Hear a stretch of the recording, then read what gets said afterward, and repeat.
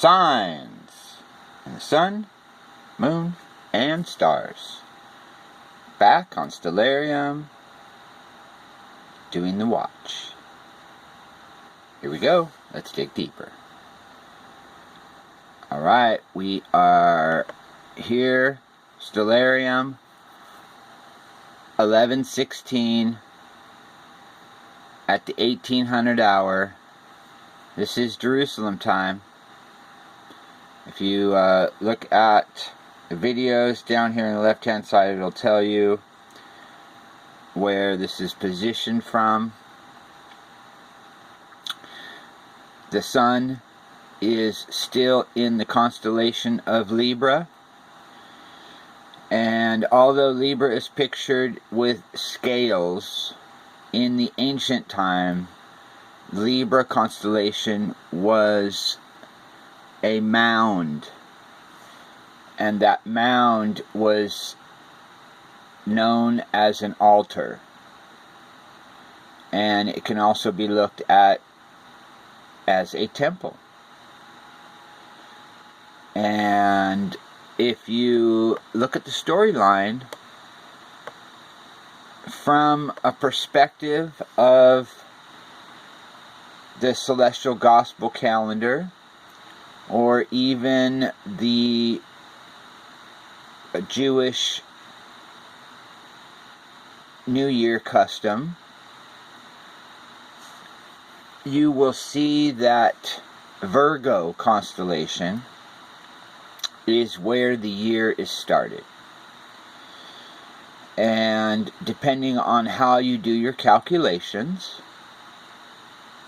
you will be in the Virgo constellation somewhere for the start of your year. So in the last video we were talking about Venus and the womb of Virgo. And for those of you who have not watched my videos on the celestial gospel calendar, the reason we are making the calculations we're making is in the Dendera star map, there is only 2 stars on the entire map. Spica is one of those stars. And I believe, as also does the writer Dan Montaigne, the book End Times in 2019, he believes that that star chart was made as a way of showing us the precession of the equinox and the way to pin a very specific timeline for the age of Aquarius. And if you're looking at the birth of Christ and how the age from a calendrical point changed, we have AD and BC, and that happened at the time of Christ. And although they have changed it recently, you can go back for 2,000 years almost, and you'll see that it was AD is in the year of our Lord. It is all tied to Messiah. So what we're doing now is we are looking for how to track time. As we know, in the Bible we have many stories of the priests having to be in the temple at the right time in order to make the sacrifice correct. Otherwise that priest was dead. And they even tied ropes to these guys at the end because they were wrong all the time. And the priests were having to be pulled out because they were dying. And this is all tied to making the wrong calculations at the wrong time, not being able to track, because we're looking to mankind to make these calculations. The first mistake, I believe, is that we're we're looking to the Jews, the ones who call themselves Jews and who may not be. Now, I'm not saying that they're all this way, but I believe that the majority of those who call themselves Jews are not actual Jews. They're religious converts. We'll put it that way. And they don't have any of the real bloodline which ties them to these traditions and these customs and these understandings. They essentially have a Babylonian wisdom and a Babylonian idea on how all of these things happen, because that's what they were taught. This is not a judgment on them. This is just what they were taught. So as we all are, what we are taught is what we know and believe. And if we cannot come outside of our religious doctrines and dogmas and look at this from a Berean perspective, which is, there is no judgment on it. You do your research without judgment, and let the cards fall where they be, and you're not holding on to religious ideals. Your job is to prove all things and hold on to that which is good and true. And if you can't take this approach, then you're taking a religious approach, which is protectionism, to protect the ideas that you have about what you think it says. So it has nothing to do with the Creator and His truth. It has everything to do with what you are believing to be truth. And we all know that we can inherit lies. So what we're here to do is show how the stars do not change. They're not like the calendars of man, who as soon as it doesn't work in their favor, they just shift it to make it seem as though, oh, we're 30 days out, we weren't really on this time, we're now really on this time. And it's all to me, it's all moon sleight of hand. I hope you all saw that, because timing is everything. And I believe that happened at that time because of what we were speaking about. So, signs in the sun, moon, and stars. Pay attention. This is for our gratification and our wisdom and our honor. The Father is always giving us signs, but will we look, and will we see, and will we open our eyes? So, let's get down to the nitty-gritty. If we, from a star perspective, if we go to Parima, Gamma Virginis, and we make our solar count. Anybody with stellarium can do this. You can do this with any star program. Excuse me. I have a little bit of a cold. Parima is a 15-day count to Spica. I have not found this anywhere else in the constellation of Virgo, where it's exactly 15 days. And I believe that there's a reason for the Dendera having Spica in it as one of their stars. Now, this is a star map, and there's only 2 stars on the entire map. And it is mapping Virgo in a way that is different than any other star map, as if to really highlight Spica and this artwork that we have here in Stellarium can help us to determine what we're looking at. So the first thing we see in Virgo's hand is a wheat sheaf. And And in her other hand, we see a corn sheaf or a grain sheaf. Some people will say, well, that's a grain sheaf. Either way, corn is a grain, and it can be looked at either way. And what we're looking at here is a harvest. And Spica is also aligned with the birth line of the womb. This is where the planets were born. If you remember the September the 23rd, 24th Revelation 12 sign, you'll remember that Jupiter was actually born on September the 9th. It's very funny. That's my sister's birthday. And to me, it was something that stood out because of that. It was assigned to me because I am a stellar watchman. I'm constantly in stellarium looking for the signs in the heavens. I tend to look into the heavens more than I am looking into the news and the things of the earth.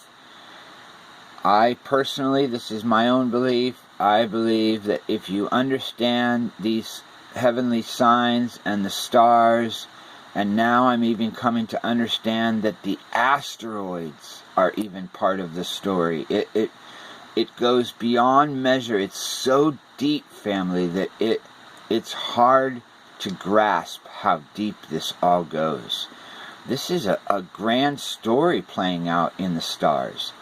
And most of us, because we're in a technological age, it's not like the olden times where at nighttime, let's say you were in Israel in the summer, you would go on your roof and you'd sleep on your roof, and your entertainment would be the stars all night. And the families would tell stories of the ancient times, and they would tell stories based on the stars. And that's how we all learned all of these configurations and what these stars mean, is that all these things were passed down through generations and through multiple cultures. So we know that there's a reason for what we're seeing in these pictures.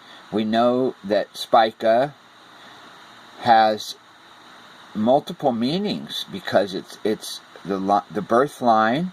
It's also holding a sheaf of wheat, and in her other hand it's holding a sheaf of corn right at the line. And we can see this as a harvest. And if we look to the customs of the ancient Israelites, then we would look at tabernacles, or vice versa, the unleavened bread, which is all about the wheat. If you look at the first and the seventh months, they are perfectly aligned on a solar calendar. It ends up working out perfectly for the splitting of the year with these signs. And so we can see this as the first and the seventh month, because it plays out that way in the heavens and also in the customs. So what we're looking at here with Purima is, I believe, the start of the year. And if we look to the Egyptian customs and some of the other customs of 2,200 years ago, at the start of this age that we're in, 2,100 years approximately, we would be looking at them making pictographs or glyphs with some way to talk about the beginning of the year. And I believe the sun disk that we see with the wings is a picture of the new year. And it's actually showing you the sun in Purima, the woman with the wings, the sun, and the wings would be Virgo, represented as something brand new, like taking flight. And that is what I believe the ancients were showing us with that pictograph. And I believe that once the sun comes into conjunction with Spica, as is shown in the Dendera, that this is where we see tabernacles 15 days later. And it is also the spot where we need to watch all of the planets when they come into the womb. We need to watch that. So what we're looking at here is we're looking at Venus right now, having just passed the womb or being birthed. This is a birth sign in the heavens of Venus. Now remember from the last video, Venus has dual nature. Two can be seen as the bright and morning star, as the Messiah, but it can also be seen as the feminine. And that can be a sign of the bride or the body of Messiah, which is always looked at as the feminine. And so we need to look for other signs in the heavens associated with what we're seeing. So the next thing we see is Mercury at the feet of Virgo. And Mercury, we know, is the messenger. And the messenger being at the foot of Virgo is showing us another sign. It's like a witness. We're witnessing a birth. And the messenger is there to witness the birth and to announce the birth. And we're seeing the sun, the bridegroom, is in the temple. And we can see that as the bridegroom is there in the temple. And we can see how the birth of Venus can be seen as the bride being born, while the bridegroom is in the temple waiting for his bride. And we just saw the sun and the moon conjunct in the constellation of Libra. And now what we're looking at for the completion of the sign is the moon. We're going to watch the moon make its final approach into the arc. These are all great and wondrous signs in the heavens if you know what you're looking at. To me, what we're looking at right now is the most exciting part, because the moon is completely dark. It's not visible to the naked eye, and it's in the huppah. And to me, this is perfect because it's in the huppah, it's not visible. And let's get into the moon, and we're going to look at what the moon is saying. So we're here, the moon is showing 5%.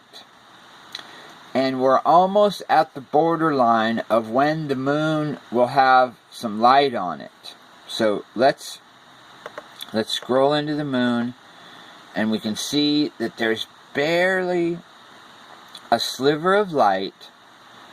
And we can also see that the moon is approaching the edge of the huppah.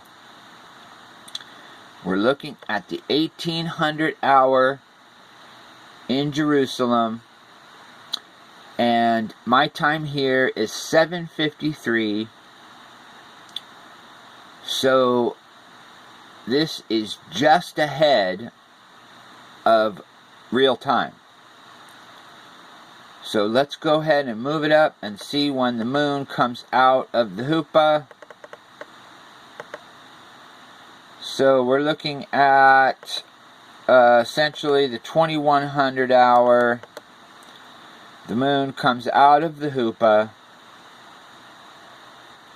and at that time, excuse me, the moon enters a 6% phase. And I believe right at this point is when you can start seeing the light of the moon is somewhere around 6 to 7%. And again, it's just perfect.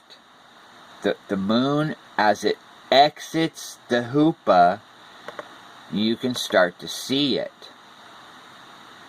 And our next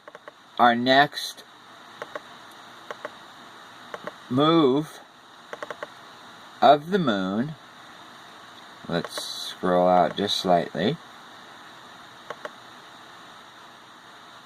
is getting really exciting.